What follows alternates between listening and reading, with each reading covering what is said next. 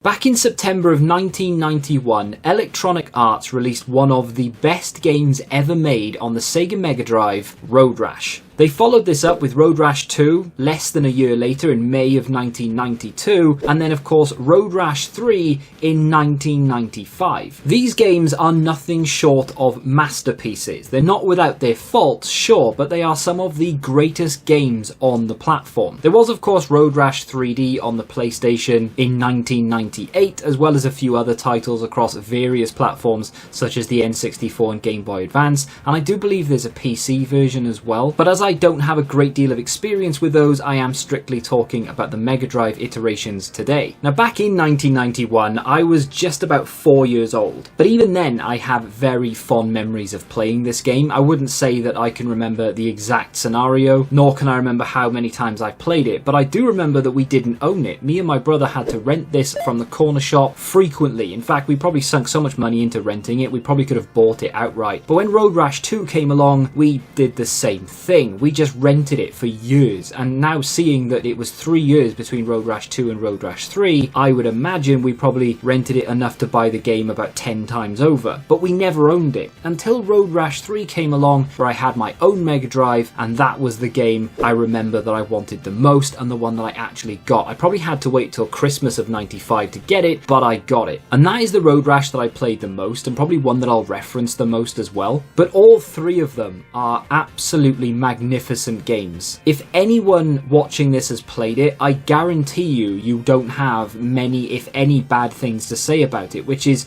astonishing when you think about a video game. Like these days, for example, pick a game off the top of your head and I guarantee you've got at least 10 things that you would like to change about it, or 10 things you don't like about it. When it comes to games like Road Rash, I would find it very difficult to pick fault, despite the fact that it's a very, what I'm going to call, choppy experience. It's not as smooth as games like Outrun or Super Hang-On. The graphics chop past you. You do have a great sense of speed, and as you progress through the game and you get faster and faster bikes, this becomes more and more apparent, and when you get to the fastest bike possible, it is very difficult to keep on the road half the time. Together with the choppy gameplay, it can feel a little bit jarring, but as soon as you get used to it, that does kind of blend into the game and just become part of it. For me personally, it's not a big deal, and it does add to the charm of the game, and it adds to the grit, what I would call a gritty racer. It's not just go from point A to point B and overtake as many things in front of you as you possibly can. There are enemies in the game who will try and knock you off your bike. They'll punch, kick, and use weapons in most cases as well. You can of course steal weapons from your opponents and use them against them to knock them off their bike. And then of course there's the police. They can show up and they can arrest you if you were to fall off your bike near them. And then there's oncoming traffic, and in Road Rash 3, I'm not sure if this actually shows up in the other installments of the game, I can't quite remember, but in Road Rash 3 you have animals. Cows will find themselves in the middle of the road, and yes, you can hit them and you will go flying. And of course you do have the condition of your bike to worry about. If you crash too many times, this thing will blow up, but it won't blow up until you return to it, which is another beautiful quirk of this game. When you crash, you get flung from your bike, and if you don't touch anything on your controller, your character will automatically run back to the bike. However, you can take control of your character and either run a different route, or you can run in the opposite direction, which is actually one way to avoid the police. If you move all the way to the left or to the right and then just run to the finish line, you will of course finish last. However, you won't get arrested. Now, why would you do this? Well, if you're determined to finish the race, Cool Running style. Reese, you're dead? No, man. I'm not dead. I have to finish the race. This might be your only option, because if your bike gets too badly damaged, it will blow up, but it won't blow up until you return to it after a crash. So you hit Nelly on the road. Nelly's an elephant. What's a cow's name?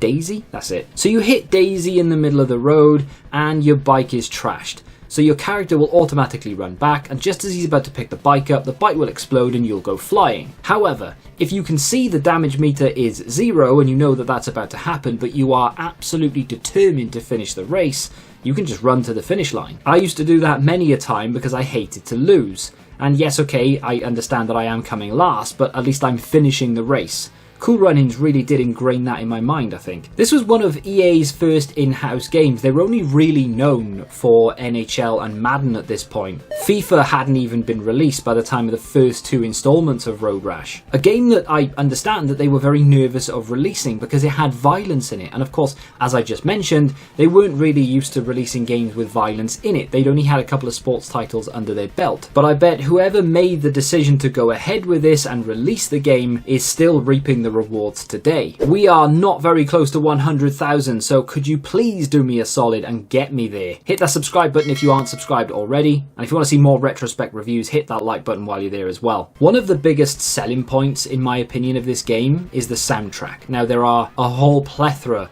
of games on this platform and of this generation that have outstanding soundtracks. Games like Street Fighter, Streets of Rage, Road Rash is up there. From the first one to the second one, and one of my personal favourites, the third one of course, because that's the one I've spent the most time on.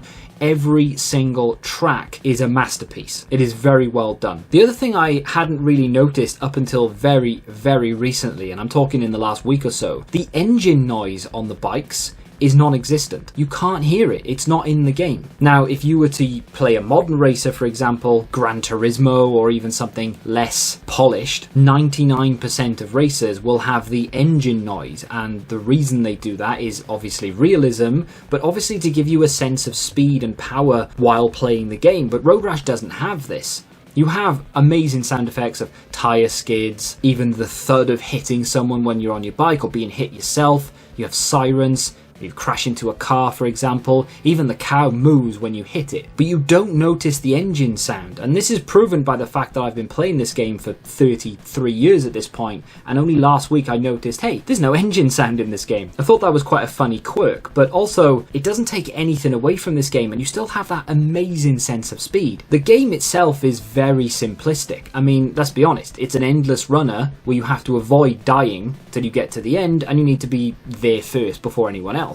That's it at its core. But the replayability in the game loop is nothing short of amazing. You get addicted to this game. You have one race and all of a sudden you need to do the next one. Oh, just one more. And that's what this game gives you. Just one more. And that is a mark of a truly great game. The fact that you're sat there playing this and then you say to yourself, just one more. There are hundreds of games out there with this type of game loop that doesn't make you go, I'll just play one more game. It's, that's enough, I'm done. After maybe one or two. But Road Rash will keep getting you time and time again. There are obviously clones of this game, and there are ways to play emulators on the PC and such, but if you have access to an original Mega Drive console with the original game, whether it be 1, 2 or 3 or all 3, I would urge anyone watching this right now to do everything in your power to play it. It is an experience like no other, and to this day, with the hundreds and thousands of video games that I've played, it is still up there as one of the greatest games I have ever played. And to be fair, I'm 36 years old. I certainly do not see this being moved, not necessarily off top spot, but out of that top 10 any time in my lifetime. I could easily have done this retrospect review off memories alone. I've played it enough over the years. However, I do still play this game today. Road Rash 2 is currently still in my Mega Drive console. I've played it today. I played it yesterday. And although the graphics can absolutely not compare to a modern day racer, and I'm sure you could complete the game loop